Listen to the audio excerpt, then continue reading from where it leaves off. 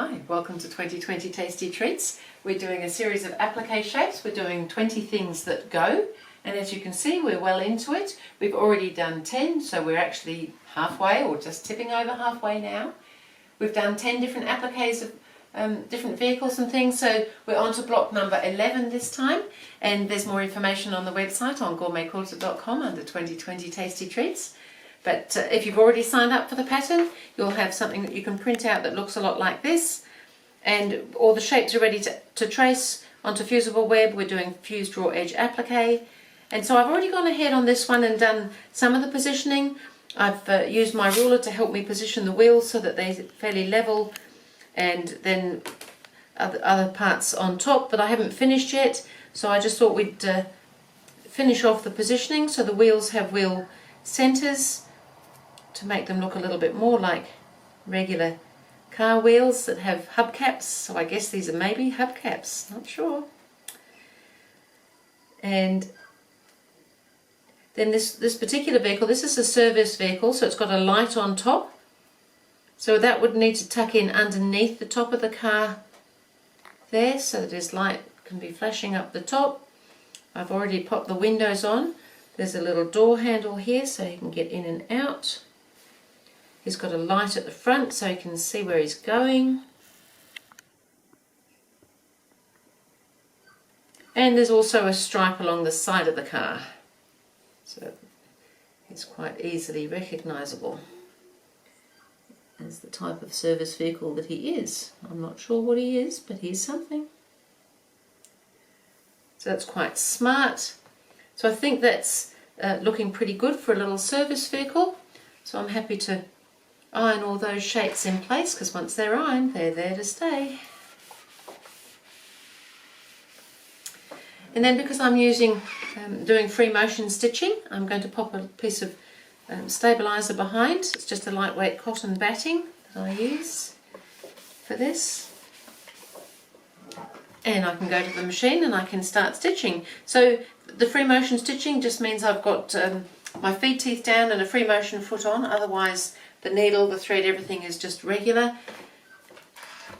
So I'm just going to go ahead and I'm going to, where will I go? I might do the stripe first, weirdly, because then that gets that bit out of the way.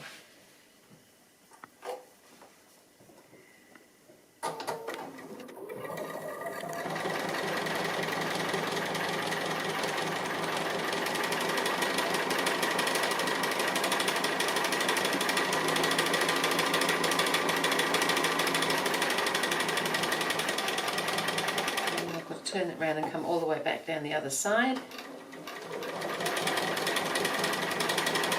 So I'm using batik fabrics. I find that they don't fray as much as some other cotton fabrics, so they work really well for this sort of small fused raw edge applique. So I'm back where I started, but instead of finishing off, I'm now just going to continue on to the car body. And just continue on around. I'll do the little light as I go as well.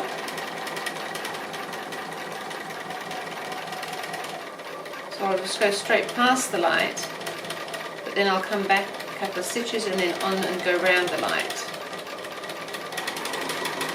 And then back along there and then back on to where I was going before. Because this is quite close to where the windows are, I'm actually also just going to skip on and do the windows while I'm here as well.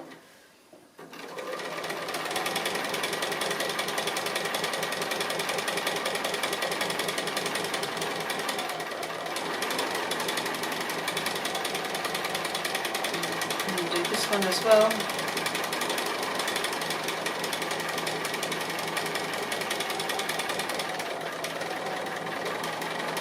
You don't have to keep going like I am, but I find that these little tiny bits of stitching in between really don't show on the scale of things when it's all done, and it just means I don't have to keep stopping and starting and things. And so now I'm back on the car again.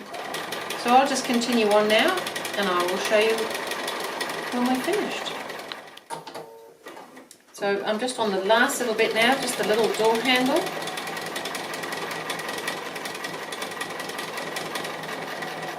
And then rip it off. We have one little service car with its little light up the top flashing away. So that's looking pretty good. I'm just going to give it a quick press.